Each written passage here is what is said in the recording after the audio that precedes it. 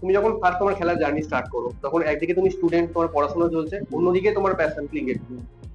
বাড়ি থেকে কতটা সাপোর্ট পেয়েছি? সত্যি কথা বলতে বহুত মার খেয়েছি ক্রিকেট খেলার জন্য বাবার কাছে। সব জায়গায় গিয়ে খেলার মাঠ থেকে তুলে নিয়ে আসা।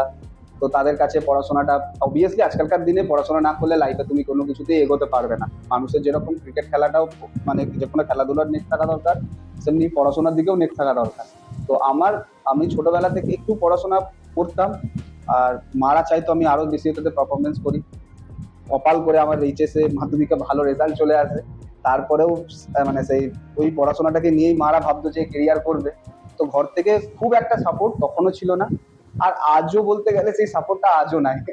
আজও ঘরের লোক সেই ক্রিকেট নিয়ে সেরকম একটু প্যাশনেবল না।